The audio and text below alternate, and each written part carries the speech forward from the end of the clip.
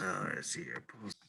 Let's just get started. I think we're only going to get through chapter 13 tonight. Last night when we did the study, we only got through one. I was anticipating getting through 13 and 14, but as always, it always goes longer than I expect, and I get hung up on side things that go in my brain. Well, I think I derailed it last time. I ended up talking about some stuff. Yeah, no, it's great. Hey, it's fine. Like I don't. We don't. This doesn't need to be rushed. I'm totally fine with taking our time through some of this stuff.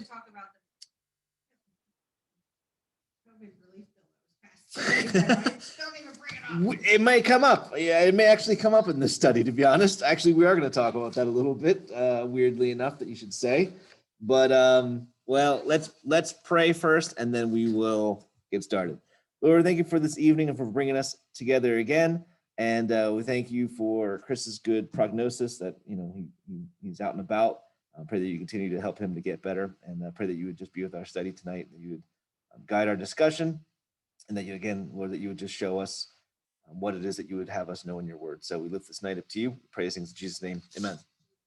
Okay, so we are in, oh, thank God. This Zoom wasn't working yesterday, and I was like panicking because we ended up doing it virtual with our teen group last night, and because my wife was working late, and nothing was working, so it's working now. It's great. I'm so glad. All right, so we are in chapter 13 tonight. Quick recap. Last time we met, we talked about, last time we covered chapter 12 and also Daniel 7. We talked about this red dragon that emerges. We talked about, these beasts that emerge again in Daniel 7.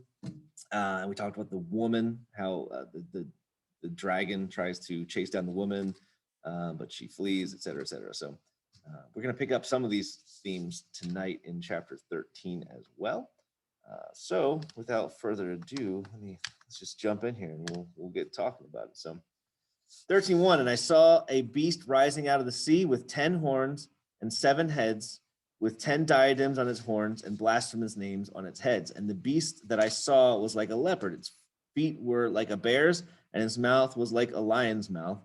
And to it, the dragon gave his power and his throne and great authority. So both these beasts that we're seeing are reminiscent of beasts that we've seen in Revelation 12 and in Daniel 7 as well. So you remember in 12:3, it says, another sign appeared in heaven. Behold, a great red dragon with 7 heads and 10 horns, and on his heads were 7 diadems. Now you might look at this and say, well, gee, wait a minute. Are these the same? Because this one has 7 diadems on its heads, and this other one has 10 on its horns. Are they different? Well, those things are not mutually exclusive, okay?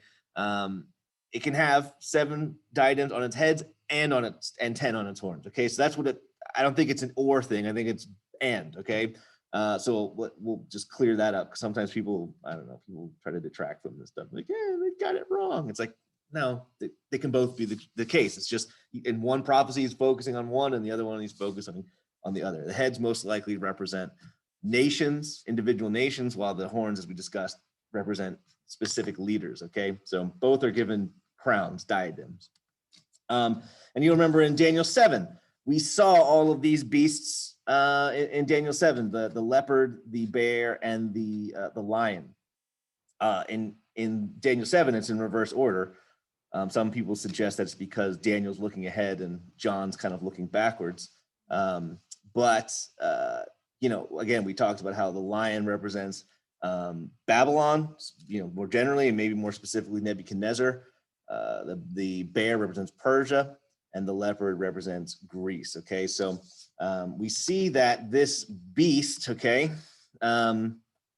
has all these aspects. Now, the question is, okay, when it's talking about the beast, what is it talking about exactly? So in past studies, we kind of covered how God, when uses this word beast, it can represent a leader of an empire or a nation.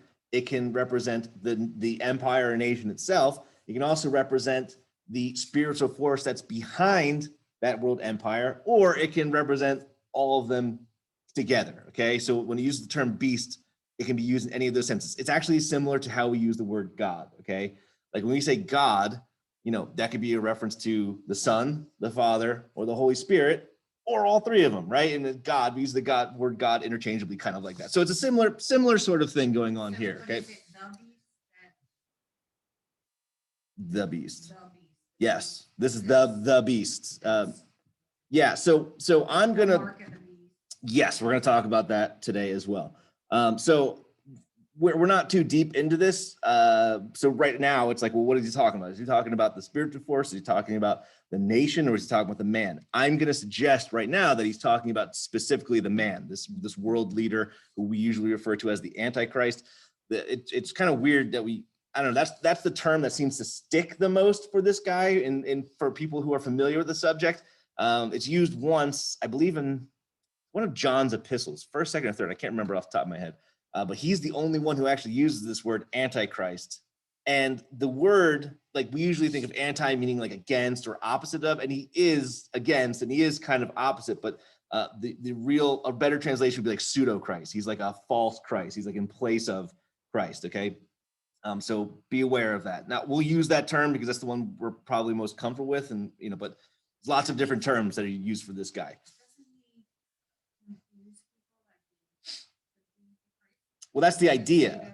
That's the idea. So even Jesus said in the Gospels, he's talking to the Jews, and he said, listen, you know, you're basically rejecting me, but there's going to be another guy who's going to come in his own name who you are going to, you know, basically accept, and you're going to accept him, even though he's the wrong guy. And that's this guy. So I imagine we would know what? Well, like believers, right? Well, yeah, the people who are paying attention. So again, I'm under the impression, and we were just talking about this. Okay. We were just talking about this before you guys actually showed up, because so he brought up in Mark 13, there's a verse where Jesus says, like, basically, you know, there's going to be lying signs and wonders that would, if possible, even deceive the elect. So it seems to suggest that it's not possible. So, but here's the thing, like, okay, why is it not possible? Because the people in the church get deceived all the time, right? Like, that's not unusual. So what is it about? And this is the thing, these signs and wonders, it's basically making this emphasis that, like, the world's never been deceived like this before. This is like a whole new level of deception. Everybody's going to fall for it. So why wouldn't members of the church fall for it? Well, I think the answer is that the church isn't going to be here for it. That's my opinion. People disagree with me. There are people who are post-tribulationists in their rapture viewing, who will say, like, well, God's just going to give us some divine wisdom so that we, you know, don't get deceived. And it's like, okay, but not one elect is going to get deceived. What's that? That doesn't ring a bell to me. I don't know.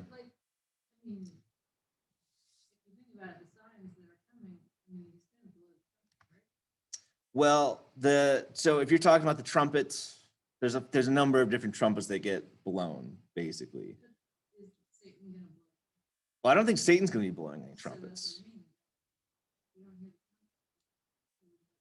But is it like a trumpet, or is it actually a trumpet? There are times well, there are times where it says like a trumpet, and it's just trying to give this impression that someone talked really loud or something like that. But there are specific verses. We see the actual words coming down. There are specific passages that say there's going to be a trumpet that blows before Jesus shows up. Yeah, well, lucky you. So anyway, yeah, so there's trumpets. You know, we talked about some of them. We know that there's going to be, you know, 7 trumpets that are going to be blown, and Jesus talks about how there's a trumpet that's going to be blown before he shows up. I think that's going to be in 2 phases, personally. I think there's going to be trumpets in both of them. Will everybody hear them, or just the believers hear them? I don't know. That remains to be seen, I suppose. But anyway, I don't remember how we got on this topic exactly. So we're going to go back to talking about the beast. Okay, so yeah, let's go back to the beast. So this beast. So again, I'm going to suggest that right now this is talking specifically about the Antichrist. And we're going to see as we go deeper into the next verses why I think that's the case. But it says a few things. He has feet like a bear's. He looks like a leopard. He has feet like a bear, and he has a mouth like a lion. Now, what does that mean? So again, we talked about what these empires, you know, what the, you know, are represented here, basically. So is this saying something about his nationality? Like, is this guy going to be part, you know, so Babylon today is modern day Iraq. Iran is modern day Persia, basically, and Greece is modern day Greece. Thank you, Greece, for keeping it simple, right? I'm not changing your name, but there we go. So is this guy going to be like Iraqi, Iranian, and Greek? I don't know, maybe. It's also just quite possible that what this is saying is that, so a mouth represents speech, right? How he speaks. Feet represent how they walk, or maybe how they act, in that regard. And then, what their appearances, in terms of what they look like. These are these three aspects, and it seems like they're borrowing from either these empires in general or specific leaders from those empires. So the first one that strikes pretty obvious to me is mouth like a lion. So the lion again represents Babylon, Nebuchadnezzar. Nebuchadnezzar was known for being a super prideful man, to the point where he literally built a statue and had everybody worship it. You know what I mean? There's actually a chapter in Daniel where he goes off on this huge ego trip, and God's like, "Oh, you think so?" And he has to humble him, and he goes insane for seven years, and then he comes back, and he's a humbled man. So pride was a big problem for Nebuchadnezzar. So and that's one of the things we know about this antichrist, is that it's going to say he's going to have a big mouth. He's going to be speaking things that are very haughty, very blasphemous. And so that's a parallel that I see very clearly here. So, that makes sense. Now the question is, what does it mean when it says that he has feet like a bear and he looks like a leopard? Is this in reference to how he rules? Possibly. So the Persian Empire was gigantic, and they had a proliferation, is that the word I'm looking for, to dominate the entire world, right? And so that might be reminiscent of him, how it's going to say he's going to conquer many. So maybe that's what they're referring to there. And the Greek Empire happened to do it very quickly. That's one of the weird things about the Greek Empire. They conquered the entire known world basically in a matter of like a decade or so, which is unheard of. And it's not like Persia was like waning in power. Like they were still a super strong empire, and Greek Empire just went, Alexander the Great just bulldozed right over them. So it may be simply saying that this guy, he's going to speak with a lot of authority, and he's going to run his mouth, and he's going to conquer wide and fast. So I don't know, that's an interpretation. You can kind of come up with your own if you want. If you disagree, I'm not going to hang on to this too tight, but it does seem to be saying that. Whether this is saying that it's drawing from these empires in general, or maybe specific leaders in those empires, hard to say. If any history buffs out there know more about the Greek empires and leaders and the Persian leaders and whatnot, you might be like, hey, actually, it represents Xerxes or something like that. Hey, sure, I don't know, you tell me. But one way or another, he's gonna be reminiscent of these three empires in different ways, and these probably leaders from these empires in different ways as well. So anyway, all right, let's well, here's one of the crazy part. So Satan is the dragon, right? And it says that he gives this guy his power, his throne, and great authority. So everything, he's given him everything that he needs to rule the world and to dominate. I remember my wife I came home one time, and she was watching all these documentaries on the French monarchy. I don't know, she just got interested in the subject, and we were talking about it, and if you know anything about the French monarchy, particularly at the end of the French monarchy, it didn't go so well. You may be familiar with Marie Antoinette. I remember her saying like, it struck me as hilarious, but very poignant at the same time. She's like, it takes about 2 documentaries to realize that giving all the power to one guy is not a good idea. And I was like, yeah, that's hilarious, but also very, very true. And sadly, today we see like world powers, powers getting consolidated. More and more power is getting consolidated, and people don't realize, not a great idea. It hasn't gone so well in the past, and it's only going to get worse. So, but that's the track that we see ourselves on right now. Okay, verse 3. We got to keep moving. One of its heads seemed to have a mortal wound, but its mortal wound was healed, and the whole earth marveled as they followed the beast. And they worshiped the dragon, for he had given his authority to the beast, and they worshiped the beast, saying, who is like the beast and who can fight against it? So this word or this phrase, seemed to have a mortal wound. The word death is literally in there. So it kind of more literally translates to something like, as if it had been slain to death, something like that. So evidently, and we're going to see in later verses that it says that he's killed by the sword. And so it's obviously not like a natural cause of whatever. It's not an accident. Somebody, it seems, tries to assassinate him. And well, it appears that it's successful. It says that he looks to have been dead or seemed to have a mortal wound. And some people actually think he actually dies. Some people think like maybe he just slips into a coma or something like that. Hard to say, but it says that he's healed, and it seems like that is a miraculous sort of event. So much so that everybody sees it and starts worshiping him and the dragon. When? What do you mean when it happened? Like when the actual mortal wound happened. When does it happen in the tribulation? You mean? Yeah. So where they're seeing him now, is it already healed? So that is a good question. I would probably, if I'm going to, so I don't know, I don't have a specific time so again, we have the Great Tribulation, which is 3.5 years, and then we have the 70th week of Daniel. And I'm guessing that this happens in the first half, and his healing is probably what kicks off, or largely, kicks off what happens later, because that's when he starts really stepping up and they're like, yeah, that's right, worship me, and everything goes off the rails from there. What are you gonna say? My Bible says that, or like the next verse, that it could be even like a counterfeit of Christ and like a staged false resurrection. Yes. Yeah, no, exactly. So this is what you have to understand. So the mortal wound, like the crucifixion? Well, I don't think he's going to be crucified per se, but that is the point here. So what you have to understand here is that Satan is basically using, like he's this part of history, this 3.5 year period, is basically Satan getting what he's always wanted, the chance to be God or to play God.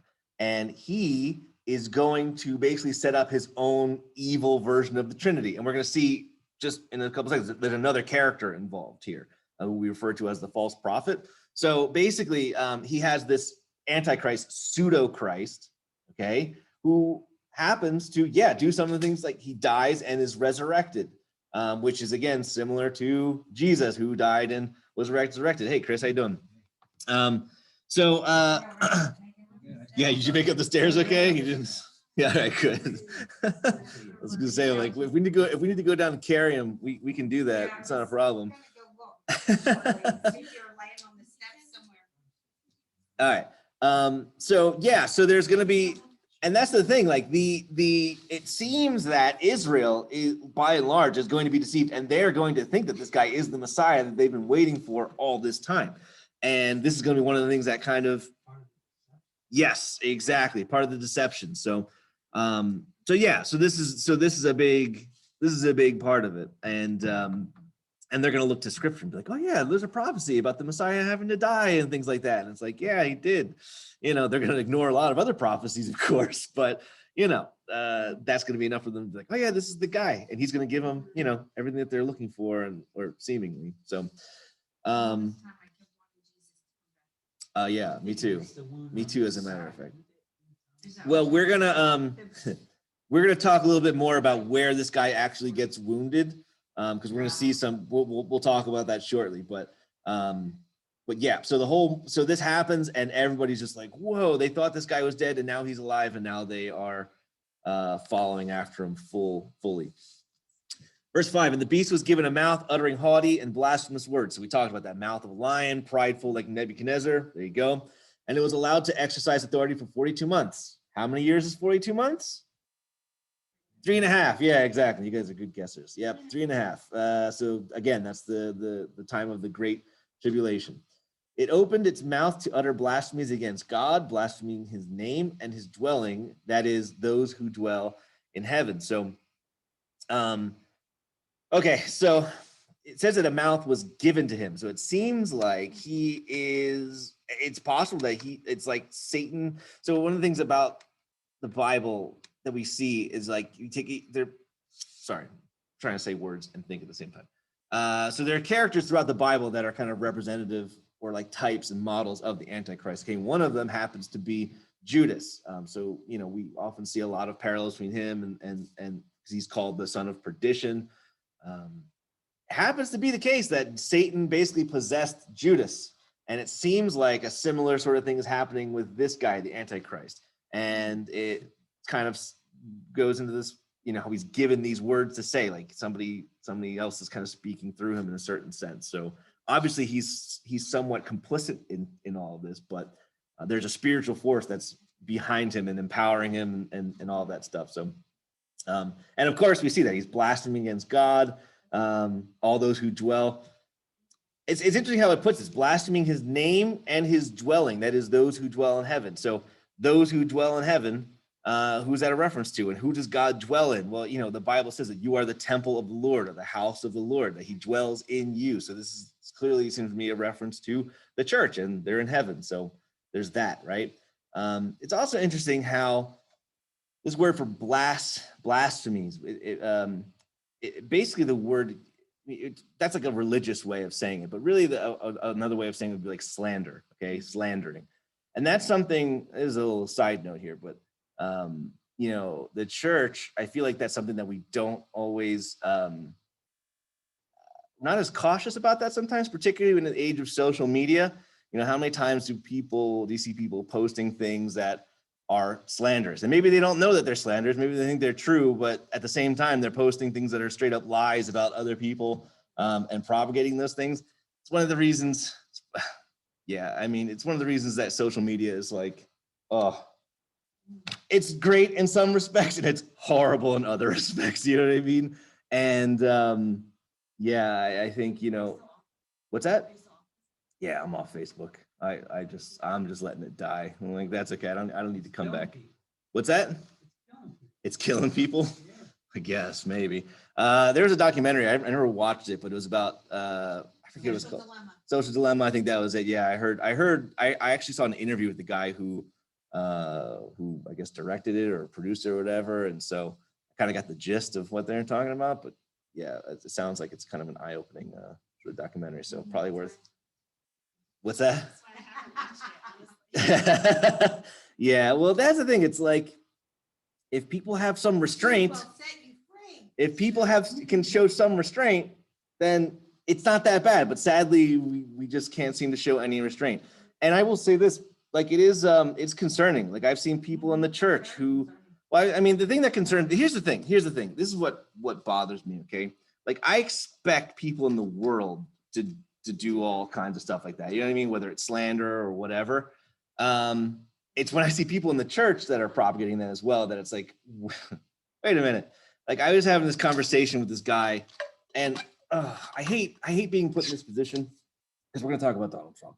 I know everybody's tired of talking about it, but like, listen, I had a guy, I was talking to him, and so one of the things we were talking about, he said, oh yeah, Donald Trump's a racist. I'm like, okay, well, what makes you think he's a racist exactly? And he says, well, he said that white supremacists were fine people. And I was like, wait a minute, did you watch that whole clip?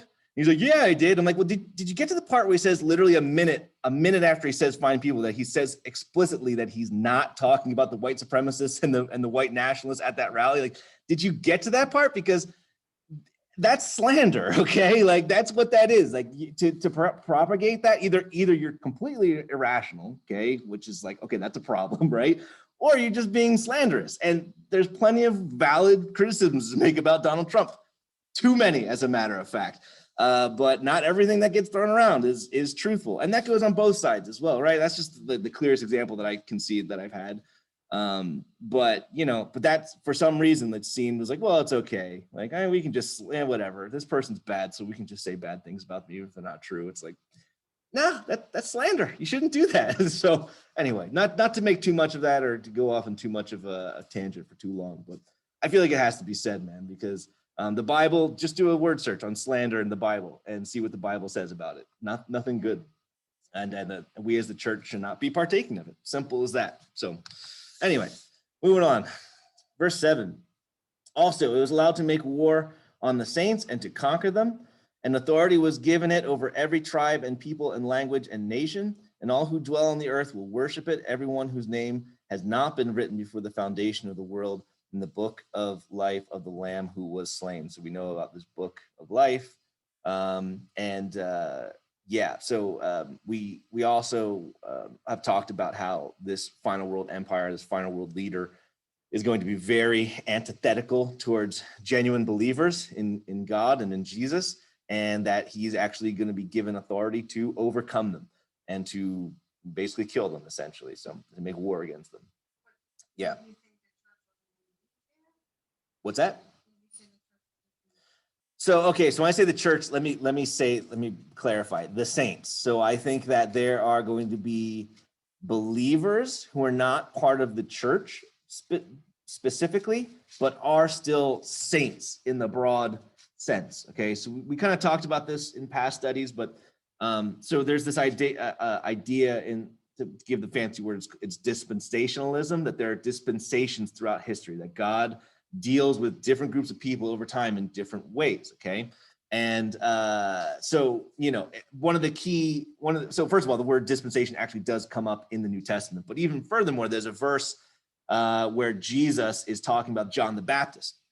And he says, the law and the prophets were up until John, but even he who is least in the kingdom of God is greater than John, which means that John is not in the kingdom heaven, or I think it's the kingdom of heaven, that's the term that Jesus used. So what do we say? Is John not saved? Well, no, he's a saint. He's saved, but he's not a part of the church. He still represents the law and the prophets, which was a dispensation at its time. And now we're in the dispensation of the church, where where's John? Oh, I think he's, well, I think that he's in heaven now, because I think that, as it says in the Bible, that Jesus went down to Hades and set the captives free. As we talked about, I think in previous studies, there's two sides to Hades. One is torment, and the other one is paradise. And it seems that Jesus went down to the paradise section where all of the Old Testament saints basically were being held. And because of what he did, because he fulfilled the what do you want to call it? The conquering of sin, basically, that he was able to take them straight to heaven after that event. So that's basically my understanding of it. And so anyway, this all comes again to this idea of dispensations. There's different groups throughout history. And it's my belief that the church age comes to an end at the rapture, which I believe again happens at the beginning or prior to the 70th week of Daniel.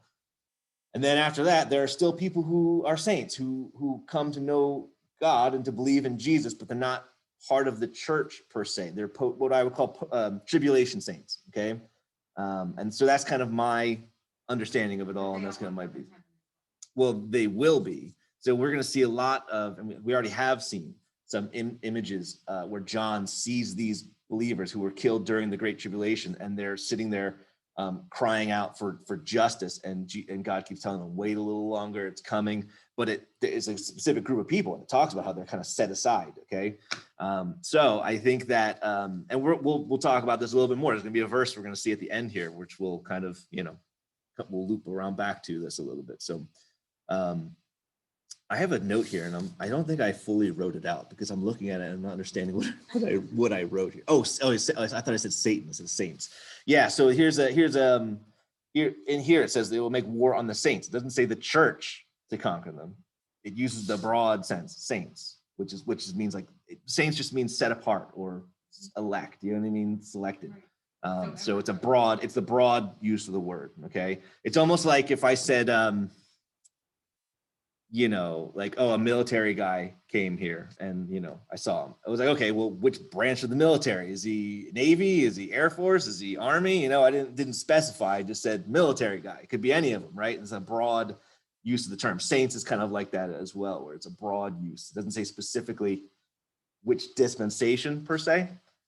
So anyway, I don't know. Hopefully that clarifies rather than make things more confusing. Okay.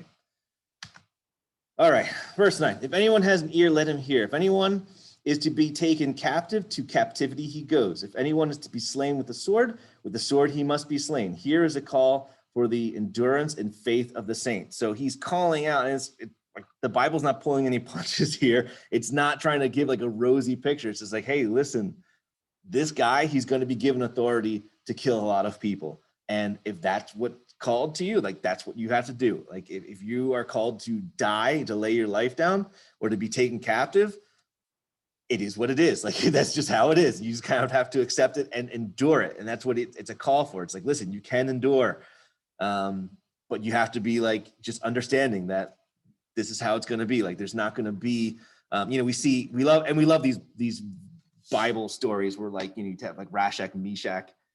No, I'm sorry. I always say Rashak. That's not Shadrach, Meshach, and Abednego.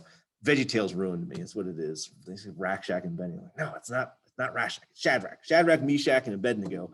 They're, the story. There's Nebuchadnezzar's going to throw them in the fiery furnace, and they get thrown in, but then God saves them, and it's like, oh, feel good story of faith and stuff like that. Like, nah, that story is not happening here. There's no, angel that's going to step in and stop anything. It's like, no, this is what's going to happen. You're gonna die. Like, and the Bible's not.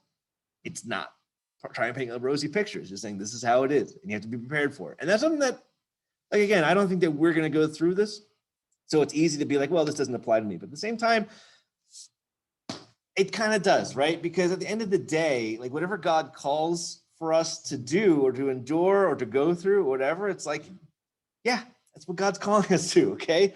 And you can kick it and, fight against it all you want, but it's like, hey, like, there are just some things that God has given us, and he's given us specifically in our time of life to deal with. And, so oftentimes we wish they had somebody else's life. We wish that God like changed our circumstances, and God's just like, listen, here it is, man. Like, do you trust me? Are you going to go through this? Like, so sometimes, and there are times where the Lord, he takes away circumstances, but more often than not, I feel he just calls us to go through our circumstances and to refine us and to make us better and to overcome challenges rather than to just escape them all the time.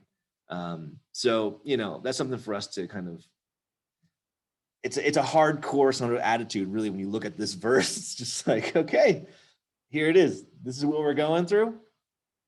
Let's go. You know what I mean? Now, yeah, so whatever. I don't want to beat that horse to death, but anyway, it's a call for the endurance and faith of the saints. Do we have faith? Can we endure? If we have faith, we can endure. And that's the question. That's what we gotta. Yes, indeed. And that's what I spend a lot of time going, Lord, I'm gonna be honest. I'm not sure about my faith here. Like, you're gonna have to start helping me with that, because you know what? I don't know that I got it in me. I'm gonna need some help. And that's an honest assessment, like God. Yes. Well, you can pretend with God all you want. What do you think? You're fooling him? Like, cut me a break. You're only fooling yourself, so you might as well just be honest.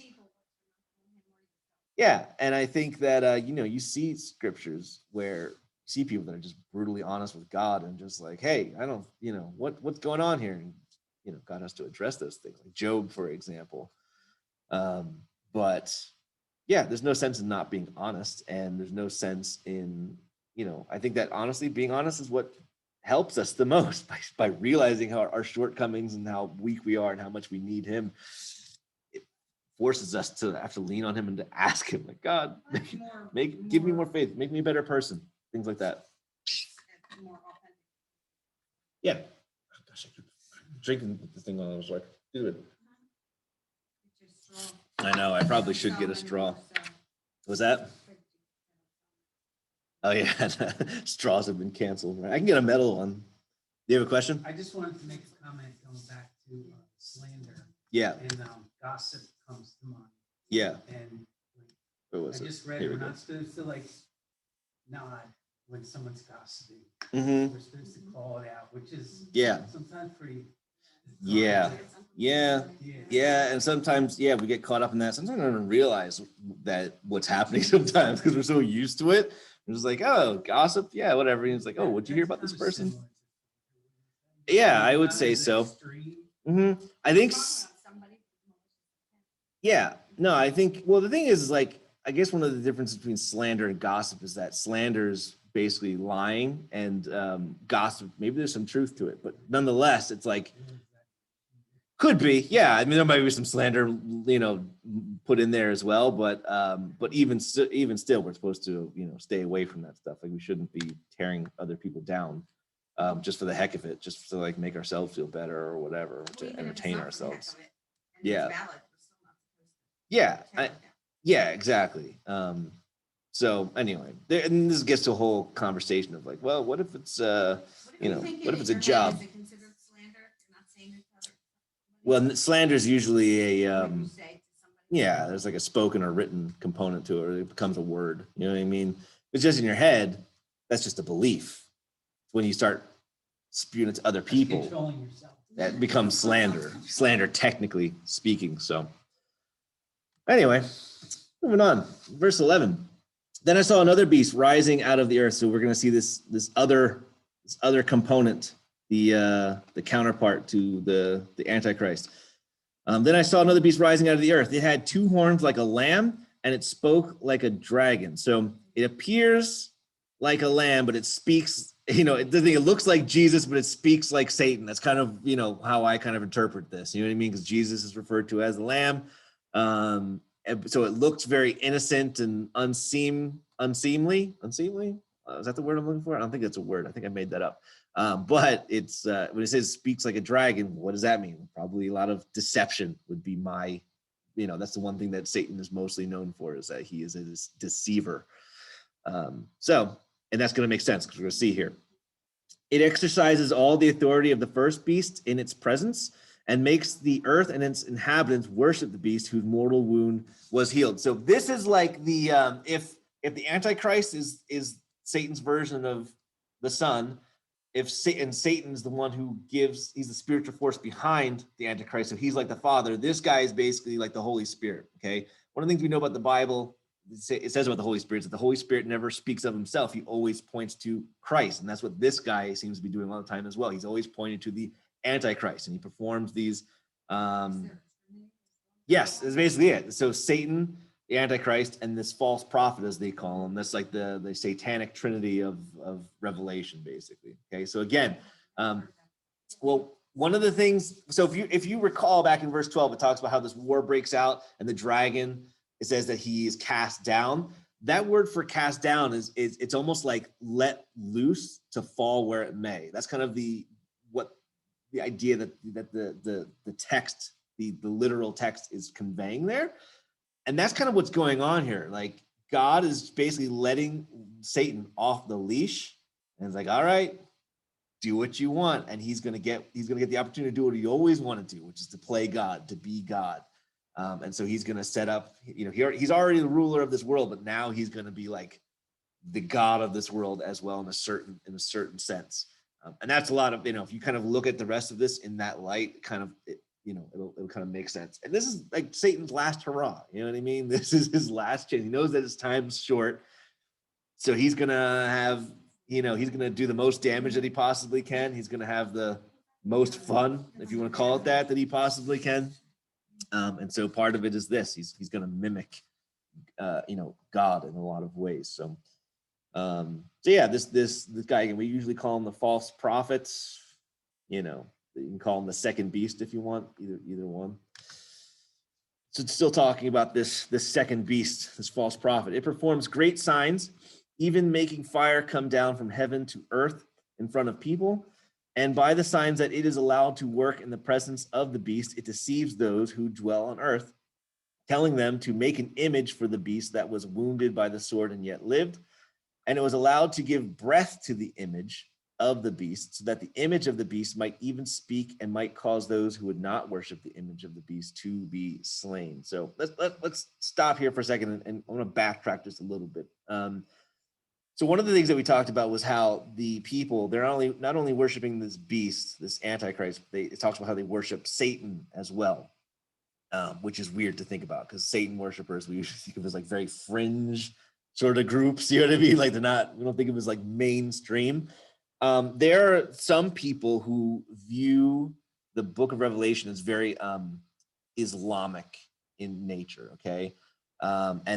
And there are actually a lot of parallels between what the Muslims believe about end times and what the Bible believes about or says about end times, and not without, you know, Muhammad drew a lot from the Old Testament and the New Testament when, you know, developing Islam.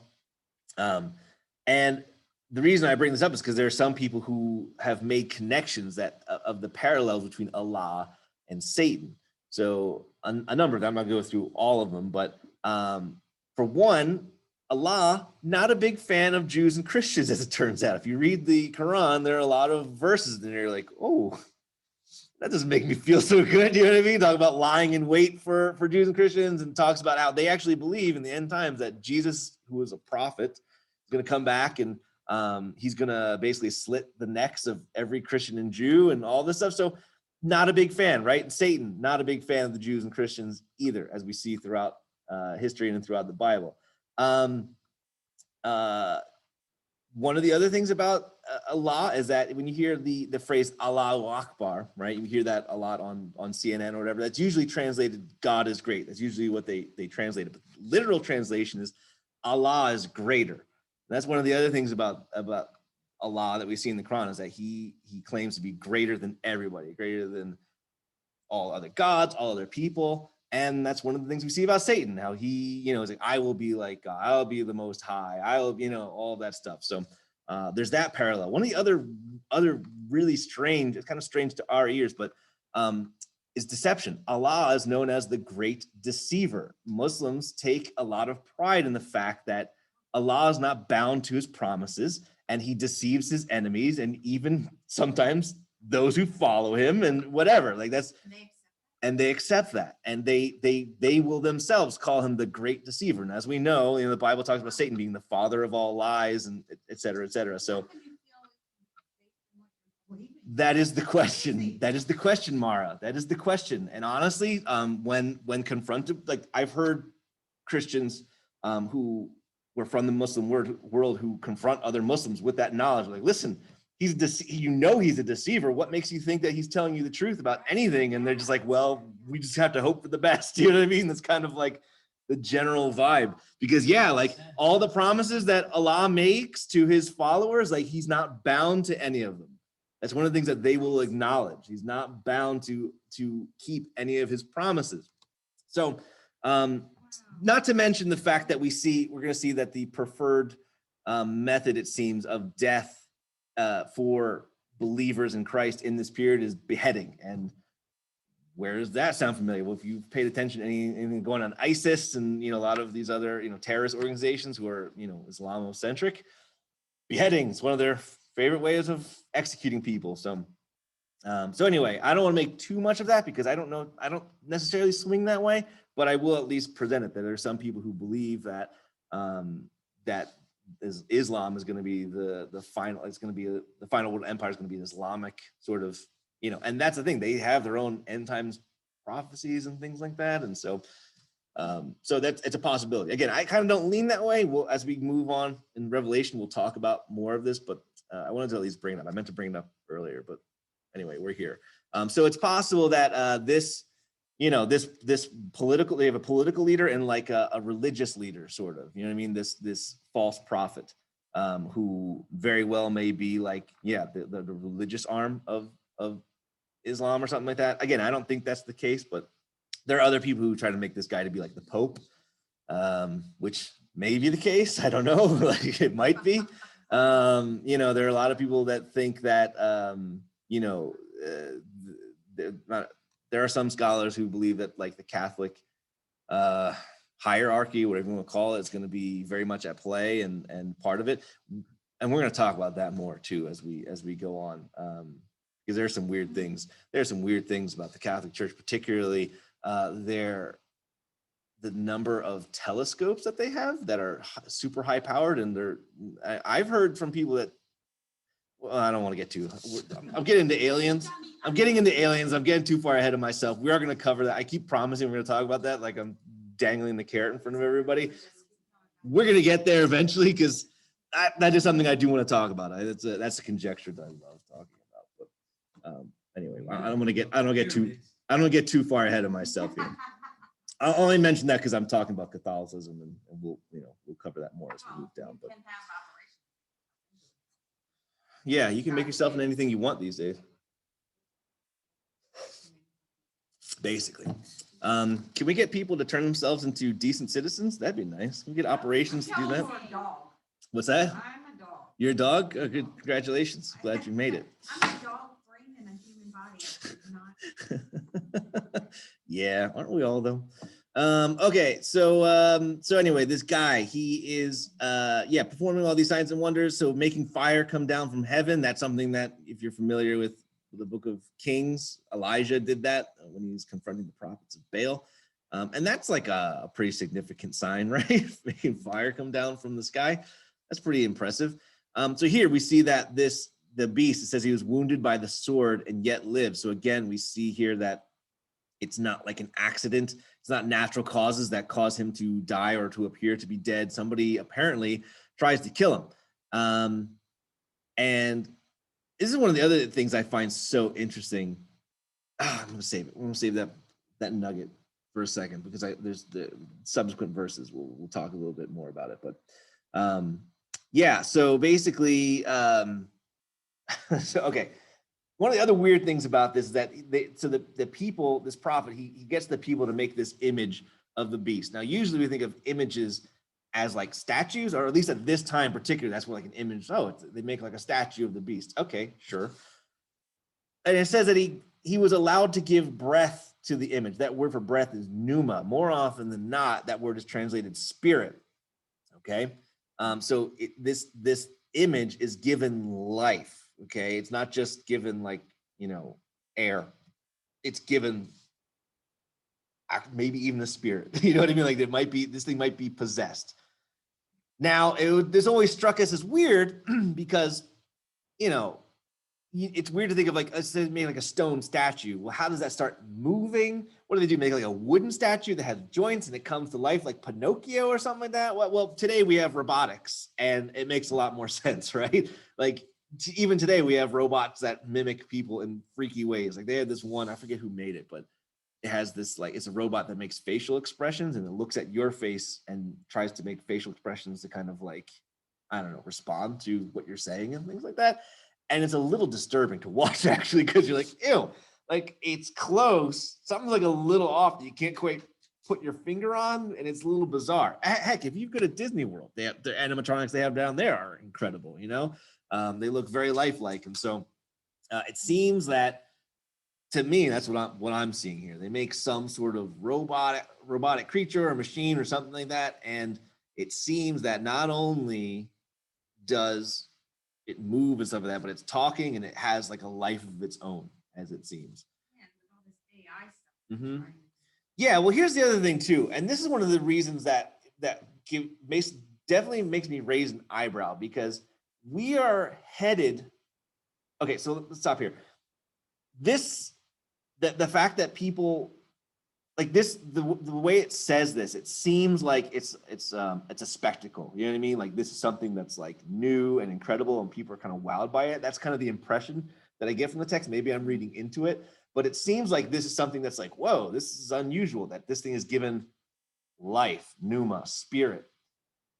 We are headed to what seems like an inevitable destiny for artificial intelligence to be created, to the point where it'll be really hard to tell between artificial intelligence and we'll just call it natural intelligence, human intelligence. Okay.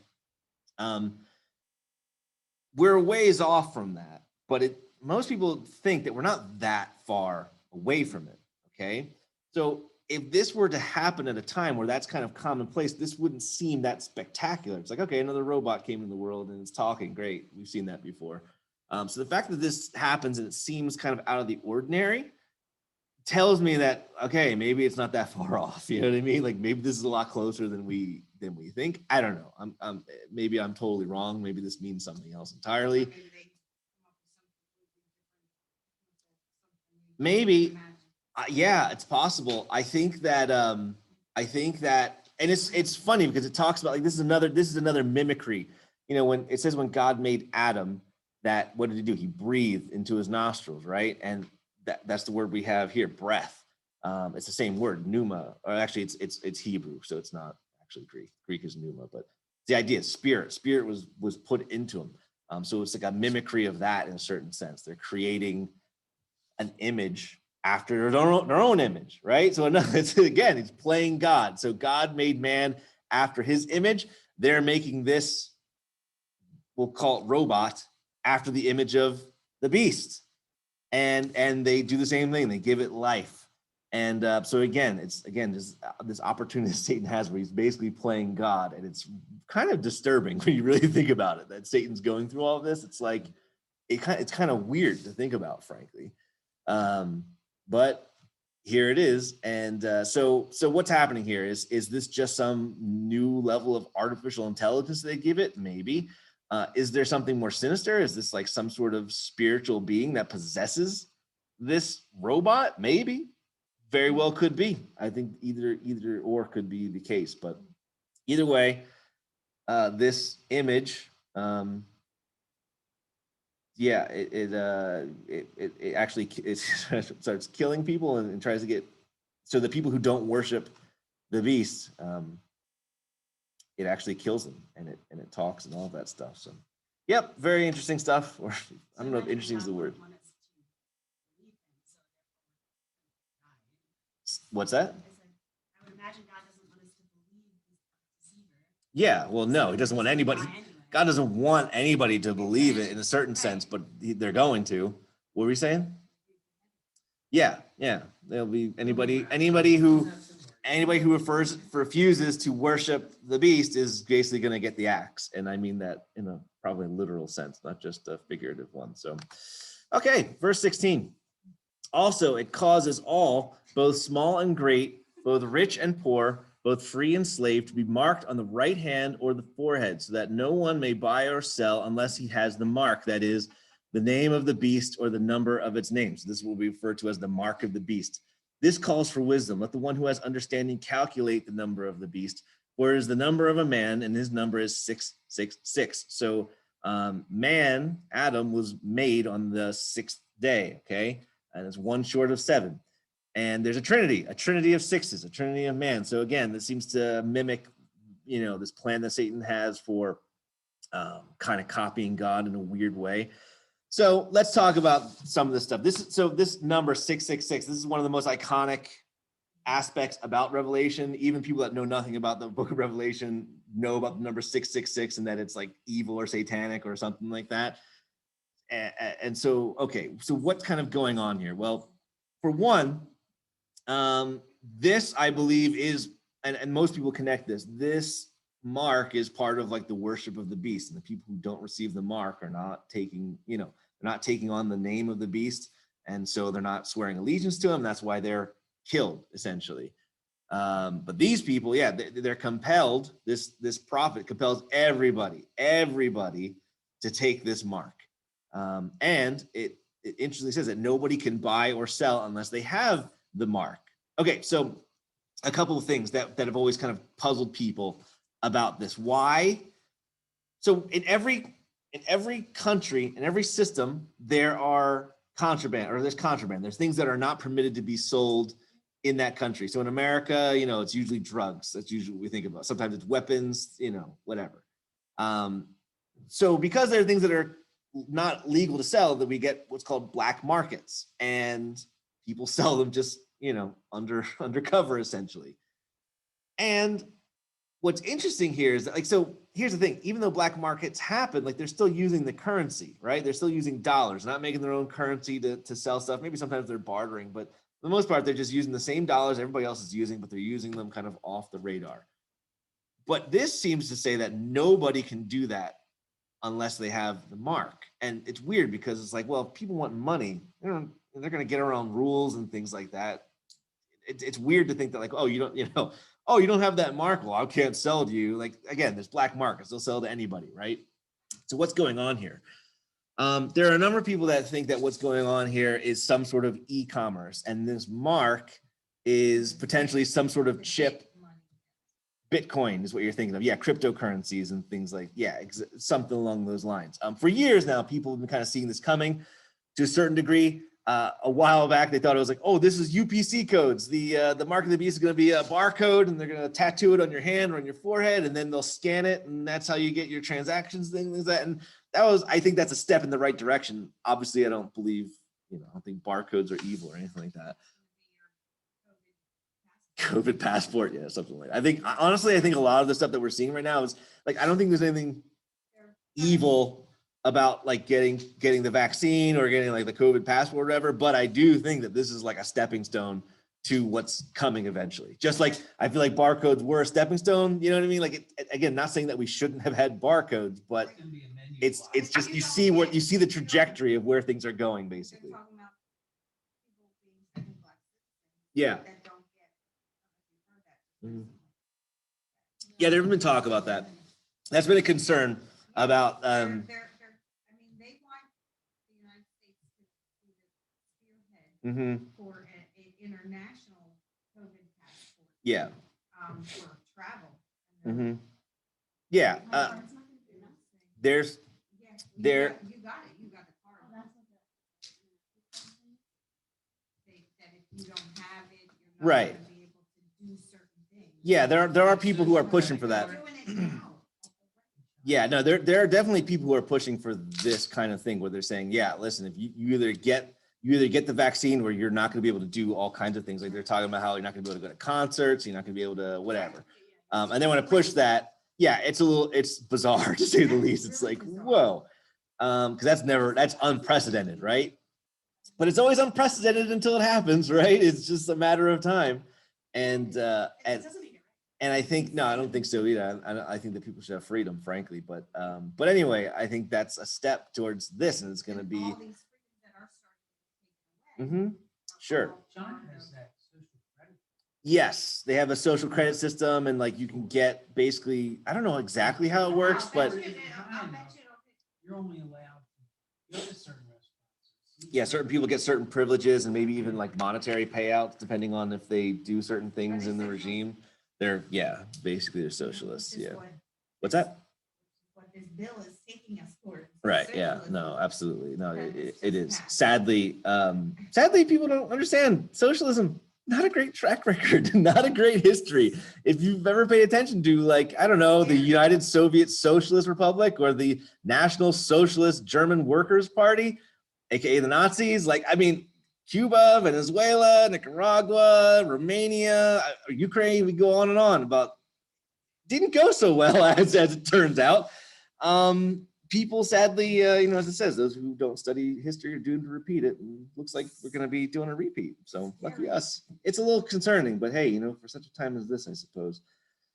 So, okay, what's going on here with this? So I tend to think that this mark, so it's more, for one, it is going to be like how people swear allegiance to the beast, which is the leader and the empire at large, okay?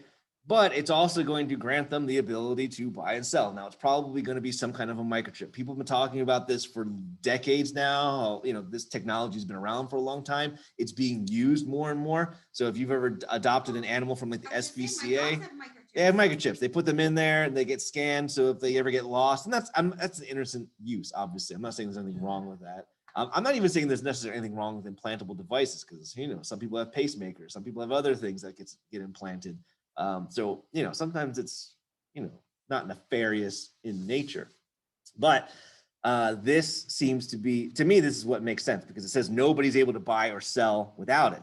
And, if you have physical money, then there's always a way to buy and sell without it. But if everything is electronic, if everything has to be done through this system that's set up, you're out of luck. There's no way to buy or sell without it, right? So that seems to make a lot of sense to me. Let's talk about money. Let's talk a little bit about money for a while. So we have to get somewhat of an understanding about money as well, and why that there's other advantages to like cryptocurrency and things like that. So, okay, once upon a time, back when people were just, let's go back like 5,000 years. People were just living around, and maybe you have a guy who's like a wheat farmer. Okay, he's making wheat, he's raising wheat, great. And he says, I could really use some shoes. Turns out there's a guy who makes shoes. I'm gonna go take my wheat over to him and I'll trade him some wheat for some shoes. So I go to the leather guy or whatever, and he says, actually, I don't need wheat, I need milk.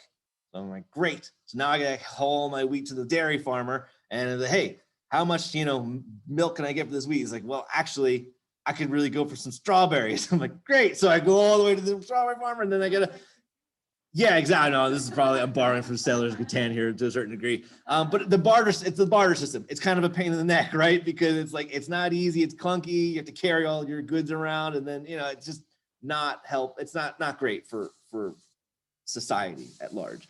So they say, okay, this is what we're gonna do instead.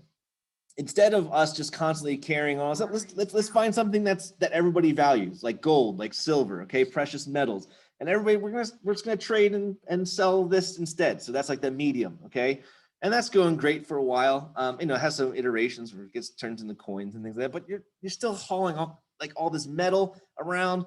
Then there's questions of like, well, how pure is your gold versus how pure is this person's gold? And how do you test for that on the fly, and et cetera, et cetera. So that has its own set of problems. So they say, okay, listen, hauling around all this metal all the time, kind of a pain in the neck. This is what we're going to do. We're going to create these things called banks, and we're going to put all of our metals into these banks, and they're going to hold it for us. And what these banks are going to do is they're going to issue these notes, these little paper notes that are a lot easier to carry around, and they're going to represent how much gold that we actually own. So, if I put 100 pounds of gold into this bank, maybe they give me 100 notes. So each note represents a pound gold. Actually, this is what a pound in Britain used to represent a pound of silver. It's been a little inflated, sadly, so it doesn't represent a pound of silver. Dude, pound of silver is probably worth, like, I don't even know, hundreds of pounds? I don't know. A lot. It's a lot. It's worth a lot these days. But anyway, and that was going fine for a while. Okay, but here's the problem. Let's say the banker, deposited 100, there's 100 pounds of gold in this bank, and the banker distributes 100 notes. Okay, so each is worth 1 pound, each note. The banker says, you know what I'm going to do? I want to get paid. I'm just going to print out 100 more and keep them all for myself. Now I have 100 notes myself, and there's 100 out there. But here's the question. How much is each note worth now? Well, now it's only worth a half a pound, okay? Because each note represents a piece of the whole. So if I add more dollar bills to it, these notes, it waters down the value of each individual note. You following what I'm saying here? Okay. What's that? That's what the government keeps on doing, right? Well, that's the problem. See, that's one of the problems with gold and doing it that way is it's a little harder to govern that way. It's a lot easier just to be able to print out notes to pay for things that you want, right? So what we did in the 60s is we said, you know what? This whole having our notes backed by gold business, we're going to change it. It's not backed by anything anymore. What we're all going to do is basically just listen. You're a carpenter, or if you are a bank teller, or if you are a doctor or whatever, doctors, they provide a service, not a good. Some people provide goods, some provide services. And, so what we're all going to do is this. We're all just going to work, and we're going to convert our labor into these pieces of paper.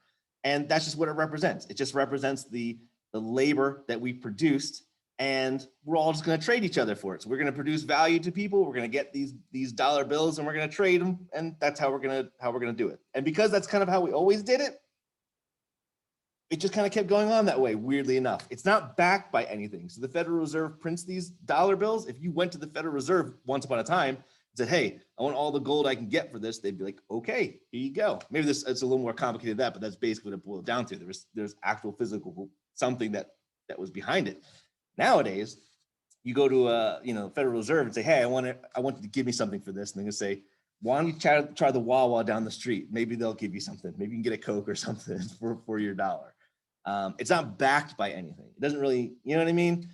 Basically, what it is now is it's like a representative of a piece of the GDP of the nation. So, gross domestic product. Gross domestic product is the best way that we have to measure exactly how much value a nation makes, or how much, what they're doing that's valuable, essentially. So, if I produce, let's just say I produce 100 acres of corn, okay? Well, that has a value to somebody, okay? And we try to put like a dollar value on that, basically, and that's part of GDP. So everybody does, their goods and services. We kind of tally up, okay, how much was that worth to people? And there you go. You put that in a ball, that's GDP. So essentially, each dollar that we have is like, it's clunkier than this, but basically what it boils down to is it's each dollar that's out there is a piece of that whole GDP. And this is one of the reasons why politicians love it, is because it's very sloshy, okay? It's very hard to determine what GDP is at any moment because it goes up and down. Furthermore, it takes a while for the market to kind of react to the dollars that are printed. So if I want to pay for something as the president or something like that, and I don't have the money, like taking money away from people, not real popular. It kind of sucks. People are like, hey, you're taking my money. I want that. So what they do instead is, okay, we're going to promise all this spending and we're not going to take any money from you. We're just going to print loads and loads and loads of dollars. Everyone's like, oh, okay, sure. Not realizing that what's happening is the more they print, the less your money is worth, essentially. Similarly, like with the gold thing, again, it's not backed by gold, but it is backed by something. And it's a little more wishy-washy. It's a little harder to tell. And this is why they get away with it, because it is a little more complicated. It's a little hard to determine, but that is exactly what's going on. The more dollars they print, the less your money is worth. It's taxation without actually having to take anything away from you, basically is what it boils down to. And people are just like, oh, look, they're spending another $1.9 trillion. They're not getting it from anywhere. They're just printing it out, and you're basically the sucker who is basically just losing your money. Like, you're not losing money, but you're losing purchasing power. And this is why you may have noticed food and gas tend to keep going up and up and up and up and up, because those are things that people need. They need them. And those are the fundamentals. And that's why we usually see those things go up significantly. I remember back in the day, my mom used to be able to go to the grocery store and fill her shopping cart for like $100. I can't even fill a basket for $100 these days. I mean, it's hard. You know, I go to Costco and I'm saving money there, and I still have plenty of room in my basket. And if I'm usually spending like $150 or something like that on the stuff that I need from there. So, I'm I like Costco, but anyway. Okay, so here's the thing. Nowadays we have other currencies like Bitcoin. You might have heard of Bitcoin. It's what we call a cryptocurrency. Now, one of the nice things about Bitcoin is that and this is one of the reasons why I don't think it's ever going to get adopted by countries and politicians, because it's basically impossible to do that. So Bitcoin has a ledger system where, okay, so I have this digital ledger. It tells me how much money I have in Bitcoin, but it also tells me how much everybody else has in Bitcoin simultaneously. So anytime there's a transaction, so let's say, I give Mara 10 Bitcoin, okay? My ledger tells her ledger about the transaction, and then it tells every other ledger about the transaction as well. What's that? More or less, like I don't know if it's literally every single one, but it's a lot, okay? Now, this is what happens. If I wanted to, as a programmer, hack into it and just, you know what? I'm suddenly a millionaire. Boop, boop, boop. Yeah, look at that. 1 million Bitcoin just added to my account, and I added to my ledger. Well, the problem is that Mara is going to look at mine and be like, wait a minute. Mine says that you should have 10, not 1 million. And then, you guys have ledgers that also say the same thing. And so it self-corrects, basically. You have all these other people that are keeping you accountable, essentially. And this all happens automatically. And that's one of the reasons why Bitcoin, it's a good currency system in that regard, because you can't counterfeit it and you can't inflate it, basically, is what it boils down to. Now, that's not real popular with politicians because they like being able to inflate. They like being able to just get away with all of this. I think our currency is going to, yes. I don't necessarily think it's going to go to Bitcoin, because here's the thing. I think that the people in power want to have power and they want to have control. So this goes more to like we were saying with the Chinese, system where they're the social, how were they saying? The social, what's that? What's that? Social credit score. Yeah, exactly right.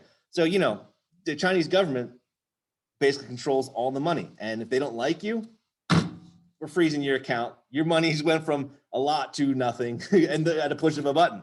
It's a way of, it is terrifying, and it's a way of controlling people. Yeah. Hey, this is how it's going to be. It's like you play ball or you're going down hard. Okay. That's the extent. Now there's that, right? Which is scary. Yeah, basically we're headed down there. We're not, listen, the things what I'm saying right now is not like, 20 years ago, 30 years ago, this would have been like, Ben, come on, take the tinfoil hat off here. Now, this is all stuff that people are talking about now. So let's come back to this mark, okay? So I think to me, it seems obvious that it's got to be electronic. I think that it's going to have a lot of control. But here's the thing. I don't think that it's only fear that's going to keep people taking this thing or make people take this thing. I think there's more to it. So This number 666. Seems good. Yes, there's going to be. It's not only the. Just like There's the not. shot seems good. There's exactly right. There's an element of fear if you don't do it, but there's going to be an element of benefit if you do it. And what Right. makes me think Right, this? that's it. Well, even more than that, this number 666, it only shows up one other time in the entire Bible, as far as I know, and it happens to be in First Kings. So talking about King Solomon. Now, the weight of gold that came to Solomon in 1 year was 666 talents of gold. That's about, I think it's like $740 million in modern day accounting, something like that. Loads of money. Besides that, which came from explorers and from the business, yada, yada, yada. So this was basically like the yearly income of Solomon that he was taking in. The dude was loaded beyond imagining, okay? Super wealthy guy. Now, it always struck me as interesting. Wow, that number 666, that doesn't show up literally anywhere else in scripture as far as I know. Now, why is that? What's going on here? Well, I believe that one of the other aspects of the mark of the beast is going to be what's called universal basic income, or UBI. This is another thing that people are talking about a lot these days. Have you guys ever heard of Andrew Yang? He was a Democratic presidential nominee. This past election, he's been on he's been in, I've seen some interviews with him, and he's had some interesting ideas, and he's big on this idea of universal basic income. So if you've never heard of it, here's the concept. As automation progresses, as robots keep getting better, and as machines keep getting better, and artificial intelligence keeps getting better, more and more jobs are going to become obsolete. So there's going to be no more need for truck drivers. There's going to be no more need for maybe waiters. There's going to be no more need for potentially farmers, and you know what I mean, or at least greatly diminished need. Let's say that, to the point where, what do you get these people to do when everything's automated and there's no need for people to work anymore? And this is going to keep progressing to the point where it's like, we don't need accountants anymore. We don't need marketing professionals anymore. We don't need like anybody to do any work anymore. That's kind of where we're headed. What do? If there's no way for people to work, for people to make money, to produce value, how do they survive? Always need counselors. Yeah, that's true. Well, you know what? But how many counselors do you really need? And how many, actors do you really need? Like there are going to be jobs available, but here's the thing. There are always going to be jobs to some degree, especially when it comes to like the arts and things like that. But there's still going to be large swaths of the population. I was like, what do we do with them?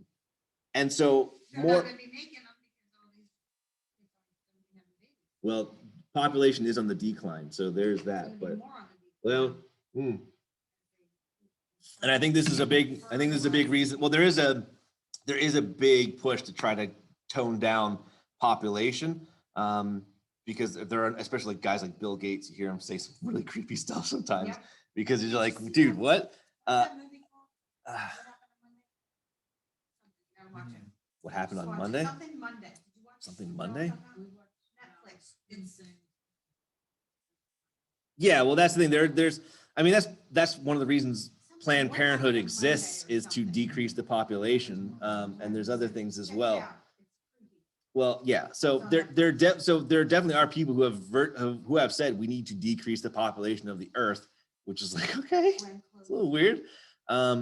So there is that. Okay, there is that element, but more so, I mean, you're still gonna have people. So anyway, come back to this idea of universal basic income. So the idea is, okay, listen, we're gonna have people who aren't gonna be able to do anything, but we gotta give them money. We gotta do something for them so they can stay alive. So that, because if they don't, they're gonna turn to crime, and it's gonna get ugly and violent and all that stuff. So universal basic income basically suggests that everybody gets a certain stipend of money from the government, enough to live on and survive on, and there you go. So I believe, and that's all being talked about, and that's like, seriously, like more and more as time goes on, people are talking about this concept more and more of just giving people, and we're starting to see elements of it right now with all these all this money is getting pumped into the system. People are getting used to like, oh, I just get money from the government now. Yay, you know what I mean?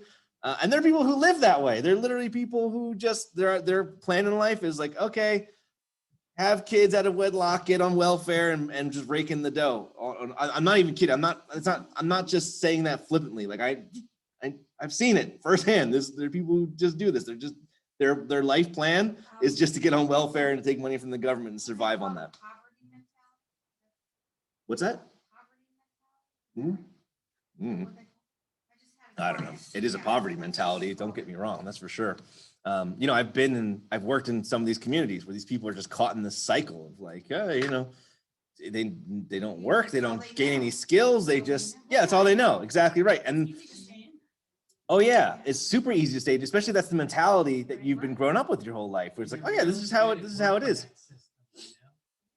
I know a guy who, I know a guy who he was trying to rent he was trying to rent an apartment or something like that, and to this lady, and he was like concerned about like, well, so what do you do for work? And she's like, oh, basically I get money from the government, but I'm not one of these stupid women. You know what? I was smart about it. I had a child with one guy, and then I got pregnant with another guy, and then another guy. So I get more money now. So that's one of the weird things about it. If you have kids, if you have multiple kids with one man, you get less money than if you had those kids with different men. You get more, and and this is the thing, we're subsidizing this. Like, it's not good. I've worked in these communities, these kids, like what they grow up in is like, it's such a word I probably shouldn't use in a church building.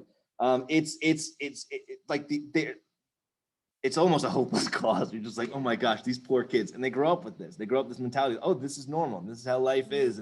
And guess what? They get sucked right into it and they perpetuate the cycle, and it's just going on and on and on. Of course, it always happens in these minority communities. And anyway, I'm getting sidetracked here because I still have more to get through here. You guys are derailing me. Anyway, universal basic income. I think I know, right? I'm saying, I know, it's like, I'm going on a side tangent here. Anyway, I think that this mark of the beast, not only is there going to be a fear of not taking it, I think there's going to be a lot of benefit to taking it. I think people are going to get a lot of money put into their account, because it's electronic. They can just make it out of thin air, and they think, well, I'm a millionaire now, And the thing is that it seems like they're going to probably have like a decent life, in my opinion. I think that's going to be one of the draws. It's like, well, why wouldn't you take this mark? You're going to be rich. You're going to be well off. You're going to be loaded. Why wouldn't you? So anyway, I think that's going to happen personally. Because again, this, that's the only tie-in I can think of this number 666 is that, it was Solomon, how much he made, and it was loaded. One of the other things about this mark is that it says that they're marked on the right hand or on the forehead. Now, why those positions? Well, there is a passage in the book of Zechariah where he talks about this Antichrist. Then the Lord said to me, take once more the equipment of a foolish shepherd. For behold, I am raising up in the land a shepherd who does not care for those being destroyed, or seek the young, or heal the maimed, or nourish the healthy, but devours the flesh of the fat ones, tearing off even their hoofs. Woe to my worthless shepherd who deserts the flock. May the sword strike his arm and his right eye. Let his arm be wholly withered and his right eye utterly blinded. So my understanding and what I believe is that this guy, the assassination attempt on his life is going to destroy his right hand, and it's going to take out his right eye. And these symbols that people are going to take are going to be kind of representative of that. That is the reason why it's selected for the right hand, because you got to think, like, why not the left hand, or why not the back of the neck, or why? Because I think these areas sort of represent where the Antichrist has been attacked, basically on the right hand and above the eye on the forehead. That's what I believe. Okay. Interestingly enough, too. So what would do something like that? If he got shot a couple of times, that would do it. If you got shot, it's hard to hit the arm that way, but it's possible a gun would do the trick. A bomb. Yeah, what causes the question is like, what's the weapon that causes the fatal wound? And it's sure, it could be a gun, something like that. It could be a sword. A literal sword would do it too if you got close enough. Take out his arm and his eye. Sure. I think an easier way would be a bomb. If you had a bomb, that detonated next to him, that would take out his arm and potentially his eye very easily as well. And one of the things that also makes me believe that, there is another guy who has a lot of similarities to the Antichrist, who was also had an assassination attempt against his life with a bomb. That was Adolf Hitler. You remember, that was if you've ever seen the movie Valkyrie starring Tom Cruise, you can watch it. It's like the most stressful movie I've ever seen, because the whole time how it ends, you're just like, no, like they came so close, and it's not going to work. if you know history. But yeah, they basically tried to kill Adolf Hitler with a bomb, basically C4. C4 was brand new at the time, and one of the bombs went off and the other one didn't. And interestingly enough, it was reported also that Hitler was dead for a while. That was the initial report. So once the bombing happened, the guy who was in charge of the strike, he basically, along with a group of other guys who were trying to overturn Hitler's reign, basically, they quickly tried to move and to basically take over Germany. And they literally thought Hitler was dead, and they were reporting that Hitler was dead. So everybody thought Hitler was dead. And then sure enough, Hitler comes on the radio. It's like, sorry, people, not dead. And it's just weird because that also seems to kind of mimic this guy that we see here. He's attacked, reported dead or seemed dead, and he comes back to life. It's just weird to me, man. Like, there's a lot of parallels, and obviously, like, a lot of people thought Hitler was the antichrist because there's a lot of other things they did that were parallel to what we see from this guy here in this book. So I think there's going to be a bombing attempt on this guy, and I think that it's going to fail. It's going to appear to have worked, and he's going to carry wounds from it, and he's going to use those wounds as a way of identifying with that way for people to identify with him. That's why they're going to take the mark on their hand or their eye, the places where he was permanently wounded or scarred. And yeah, and then it gets worse from there. So I think that's the plan. Now, of course, it's the end of the chapter. We're actually going to end somewhat on time tonight.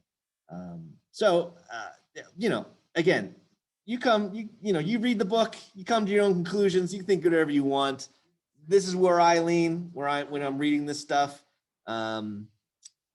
And you're welcome to disagree. I'm not gonna fight you too hard on it. If you want to come to your own conclusion, that's fine. But I'm at least presenting to you what I got. So so next week we'll get into chapter 14. We'll talk a little bit more about all this stuff. I'm planning. We'll get to aliens. Don't worry. I'm gonna wait till we get to the part where it talks about how. I think it's next chapter where it talks about how the people who take the mark basically can't be saved, and we're gonna talk about why I think that is, and then we'll talk about the alien conjecture. Saints, I don't know who's left will take it in an attempt to be okay while they're on Earth. Yeah, And I think end up screwing themselves. Well, I don't know.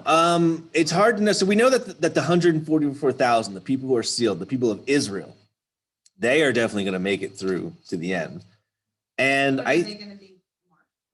No, they're going to be sealed by God, but not by the mark of the beast. That's the thing. And then they'll have everything they need and they'll be okay. Well, we're going to see we'll see, I think, in the next chapter. I think it's the next chapter. We'll talk a little bit about this, where basically they're going to flee, and they are going to be nourished for a time, basically is what the Bible says, and in the wilderness, Coming down again.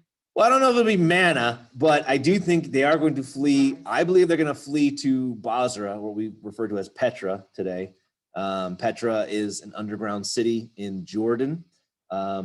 And interesting enough, the king of Jordan, they actually have an absolute monarchy where the king actually still has all the power. He's not just like a figurehead like Britain, but he is actually very sympathetic to Israel and to the Jews, and he has to do it kind of on the sly, but he actually has a good relationship with Israel and the Jews, and he has absolute power over his country. So whatever he says goes. And so I think that when they flee, they're going to come to him. And it says that there's going to be Edom, and I think Moab is the place where it's going to be, and that's modern day Jordan, basically, where it's going to be a safe place for those who want to flee. So, hey, if we're still around for it, try to get a ticket to Jordan, because apparently that's the safe place. And apparently they're going to be nourished at the time.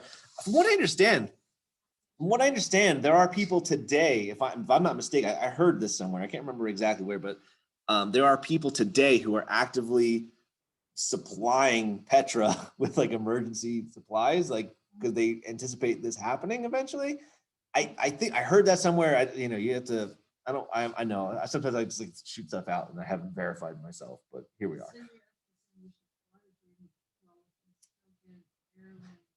Yeah, that's what I would do.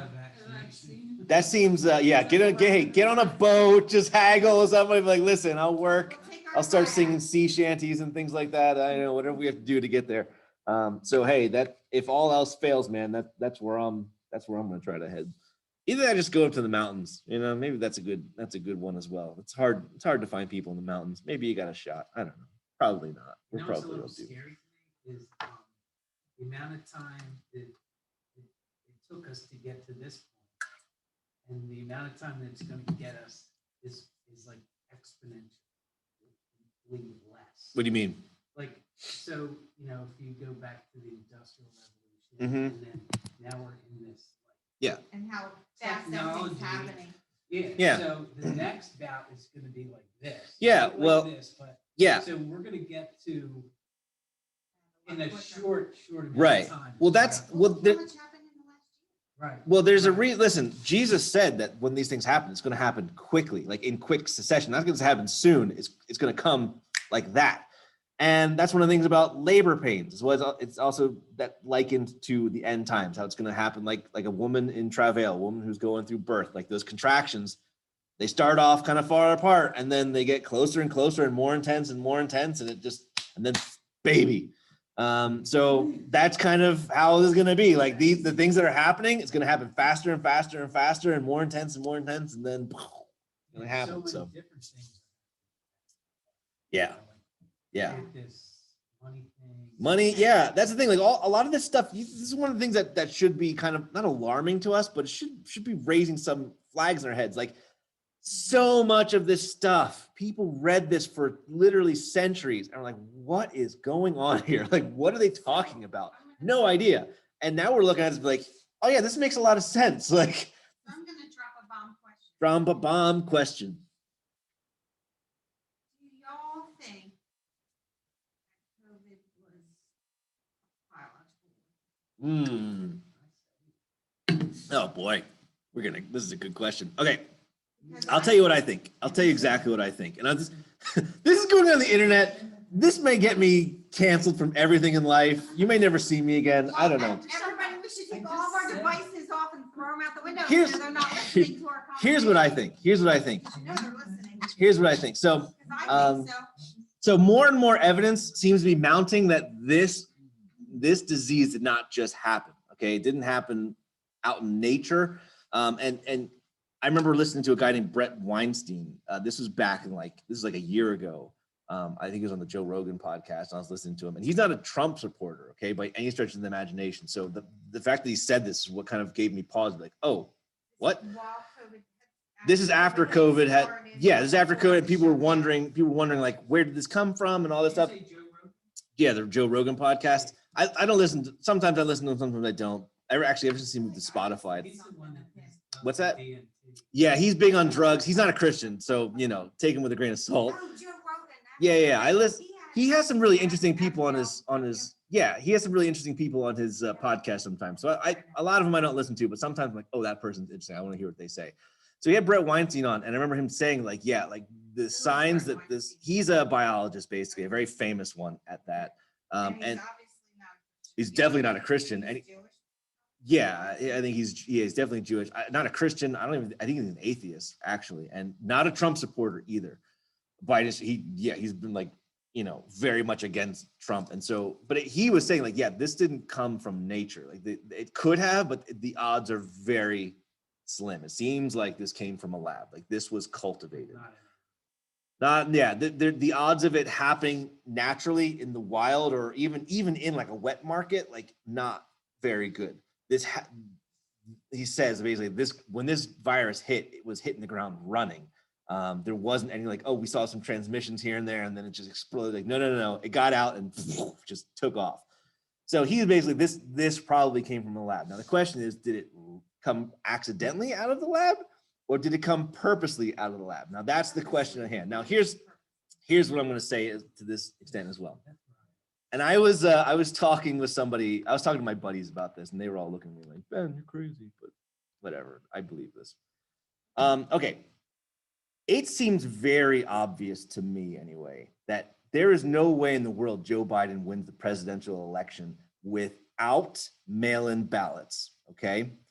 Because no, like Joe Biden spent the entire election in his basement. So, they say the basement, not in the public eye. He held like no public events, like nothing. Nobody saw him for like months, and he got more votes than Barack Obama.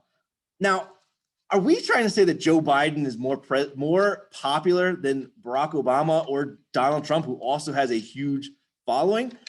I'm gonna say no. I don't think that's the case. But what happens if you have like a month's worth of time to go around and collect ballots, or to program people constantly, say, vote, vote, vote, vote, get your ballot, get your mail-in ballot, get your mail-in ballot, through news sources, from music, from Hollywood, from TV, from football? Like, I'm watching football games and I'm watching people, oh, do you have a plan? No, you got to go get your mail-in ballot and vote. And it's literally programming, like getting people to do what you want them to do. It's what advertisers do. They're programming you to try to bring a reaction. Okay. Now, I think that most people, or I'll say this, I don't think enough people were excited about Joe Biden to be like, on voting day, I'm getting out and I'm standing in line and I'm voting for Joe. It was the Trumpers standing in line. Yeah, I think that's the case. That's why, we saw when after the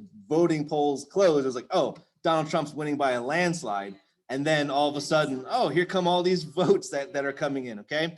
And I'm not even, like, people say, oh, he's saying there's voting fraud. I don't even need voting fraud. I'm putting that aside, okay? Like, I'm not saying that.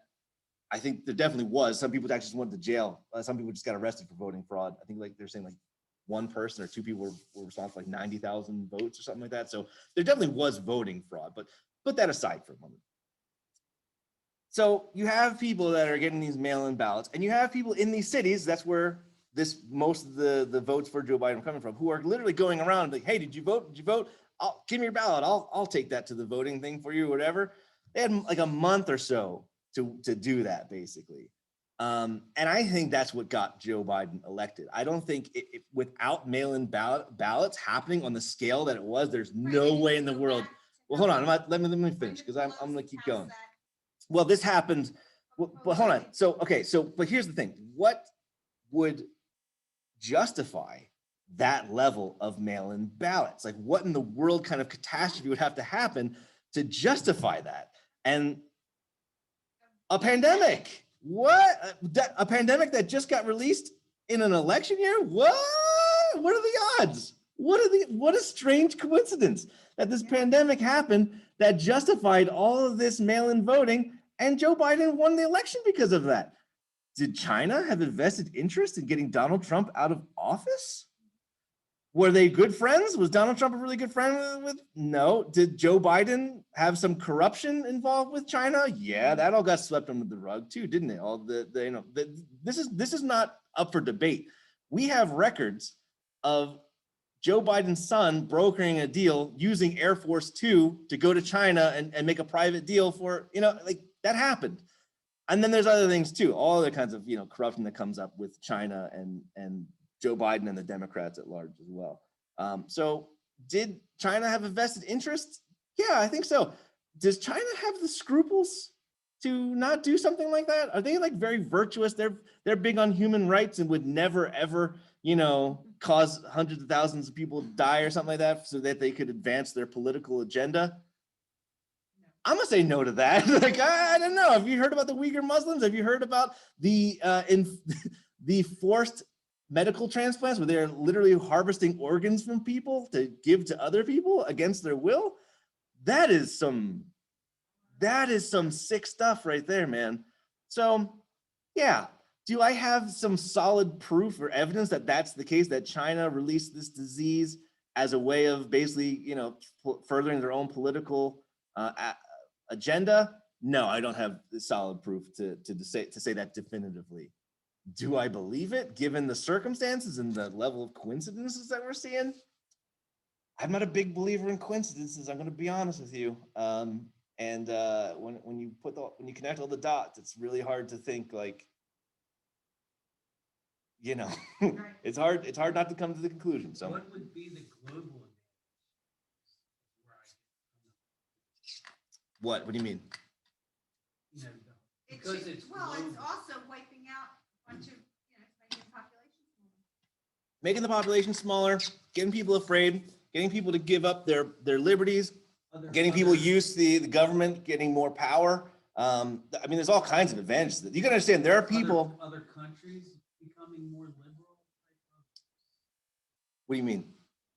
Well, it just seems like. This is all bonus content too. If anybody's watching, this is not. I did not intend to getting in on this conversation, but here we are, making a mess of myself. Similar to ours, would have a similar. No? Well, yeah, I mean the European Union, but they're even further advanced than we are as far as like control over the citizenry and things like that. So yeah, you got to understand the real fight behind the politics that we see today. It's not so much Republican and Democrat as much as it is like the populists and the globalists. Okay, you got to understand there are people who literally think, hey, if we want to save the world, we're going to have to unite the world. We're going to have to make one giant world empire so that we stop having wars and we start working together and all this, it'll just be everybody holding hands and kumbaya and all that stuff, not realizing that the bloodiest wars are always civil wars, but I digress. There are people who have, so there are those people who have like good intentions, and then there are people who just want to become powerful, you know what I mean? And they both kind of are in the same camp. And so that's them. And then you have populists, like guys like Bernie Sanders, like guys like Donald Trump, who are like, no, we got to like take care of ourselves before we take care of everybody else, before we start like, uniting with everybody else. We got to, look at our own borders. And that's very much against the globalist agenda and what they're trying to do. You hear about this, the Great Reset and how there's a plan to basically do this, what I'm saying, universal basic income. Everybody's going to just like own nothing, but also own lots of like, their own setup essentially. What's that? Yeah, hey, listen, you're going to be provided everything. You don't have to worry about anything anymore. I mean, it's basically a glorified prison, but hey, it's nice. You're going to like it. You're going to have a good time. It's going to feel really good. It's like the Truman Show. No, people won't take the. Yeah, yeah, I wouldn't be surprised, but And the green zone in Germany. yeah, there's more and more. Yeah, more people getting. What about the 100,000 immigrants that came in February? That just. I mean, what about them? Put them? I don't know. Cages, I guess. Some of them anyway. Evil devil makes more sense than anything. Anyway, all right. We could go on all night. My wife keeps telling me to stop early, so I'm gonna. You always get home so late. I'm like, well, we're talking about important stuff. So, all right, let's pray and we'll call. Whatever. We can chat a little bit more, but we'll call it a night here. All right, Lord, thank you for this evening and for again your word. And as always, Lord, we ask that you would just reveal to us what it is that you would have us know, that you would reveal the truth to us in due time. And that you give us faith, Lord, to live our lives for you and how we should. And we lift up our lives and the rest of our week to you and pray you bring us back again next week. So pray all these things in Jesus' name. Amen. All right. That's it.